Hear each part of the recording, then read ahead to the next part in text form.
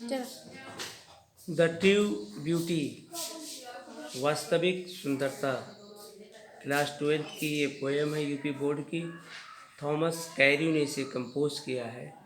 True beauty में कुल total 12 lines हैं। इसमें पोएट ने वास्तविक सुंदरता के बारे में बताने की कोशिश की है। पोएट ने पहली 6 लाइन में अट्रैक्शन ऑफ बॉडी के बारे में बताया है, शारीरिक सौंदर्य के बारे में बताया है, शारीरिक सौंदर्य के बारे में बताने की कोशिश की है कि वक्त के साथ साथ भी जैसे जैसे शारीरिक सौंदर्य समाप्त हो जाता है वैसे प्रेम समाप्त हो जाता है। और दूसरे स्टेंजा में पोएट ने वास्तविक सुंदरता के बारे में बात की है कि उम्र भर प्यार कभी समाप्त नहीं होता है। According to the poet, he that loves a rosy cheek or a coral lip admires, or from star-like eyes doth seek fuel to maintain his fires, as old time make these decay, so his flames must waste away.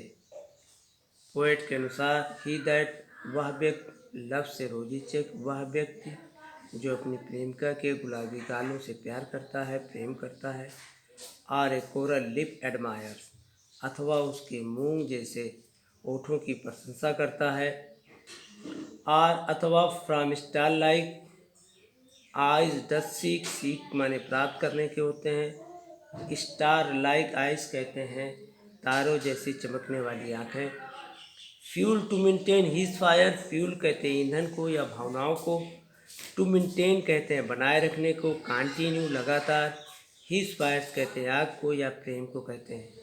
इसका मतलब होता है कि सितारों जैसी सुंदर आँखों से वह व्यक्ति अपने प्रेम की ज्वाला को प्रज्वलित करता है, अर्थात वह व्यक्ति अपने प्रेम को बनाए रखता है।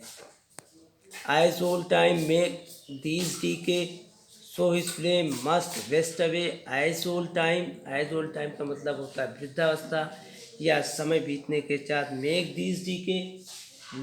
these decay का मतलब होता है नष्ट हो जाता है। so his flame must waste away, flame कहते हैं ज्वाला को, भावनाओं को, और वेस्ट कहते हैं नष्ट हो जाने को। इन दोनों लाइन का मतलब होता है समय बीतने के साथ साथ या जब वह उसकी प्रेम का वृद्धावस्था में होती है तो वास्तविक तौर पर उसका शारीरिक सौंदर्य पूरी तरह से समाप्त हो जाता है और उसका प्यार भी समाप्त हो जाता है।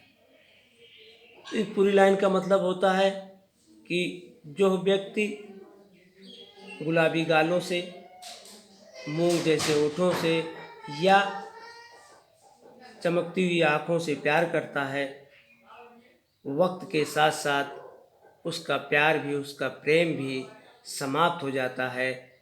जब आकर्षण ऑफ बॉडी समाप्त हो जाती है, यानी शारीरिक सौंदर्य जब समाप्त हो जाती है तो उसका प्यार भी, उसका प्रेम भी समाप्त हो जाता है। But a smooth and stead fast mind, gentle thought and calm desire, heart with equal love combined, kindly never dying fires, where these are not I despise, lovely checks or lips or eyes। Smooth कहते हैं चिकना को या निष्कपट को, stead fast mind कहते हैं दृढ़ निश्चय को, जंतिल थॉट के माने होते हैं अच्छे विचार, काम के माने शांत होते हैं, डिज़ायर के माने इच्छा होते हैं, हार्ट के माने हृदय होते हैं, लव के माने प्रेम होते हैं, कंबाइन के माने मिलने के होते हैं। इसका मतलब होता है वह व्यक्ति जो निष्कपट, दृढ़ निश्चय, वह व्यक्ति जो निष्कपट, दृढ़ निश्चय, अच्छे विचार और शांत इच्छाएं के होते हैं, ऐसे लोगों एक दूसरे के प्रति समान भावना रखते हैं। काइंडली नेवर डाइंग फायर, और उनका प्यार कभी समाप्त नहीं होता है। इसका मतलब होता है कि जो व्यक्ति हृदय से प्रेम करता है उसका प्रेम कभी समाप्त नहीं होता है। Where these are not I despise, where these are not, जहाँ ये नहीं होते हैं, जहाँ ये नहीं होते हैं, इसका मतलब अकॉर्डिंग टू द पोएट का मतलब होता है जहाँ सब्जेक्टिव ब्यूटी नहीं होती, वास्तविक सुंदरता नहीं होती, वास्तविक प्रेम नहीं होता है।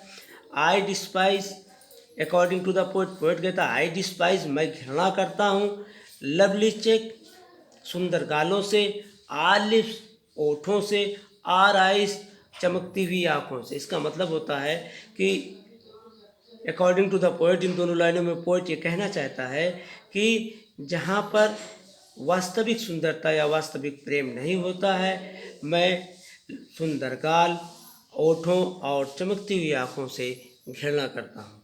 ये आपका मैंने आपको ये आज इंग्लिश टू हिंदी इसकी मीनिंग आपको बता दी। तो एकदम बहुत इजी पोएम है, इसको थॉमस कैरी ने पोएट किया है। रेफरेंस, कॉन्टेक्स्ट और इसका एक्सप्लेनेशन नेक्स्ट वीडियो में अपलोड करूँगा।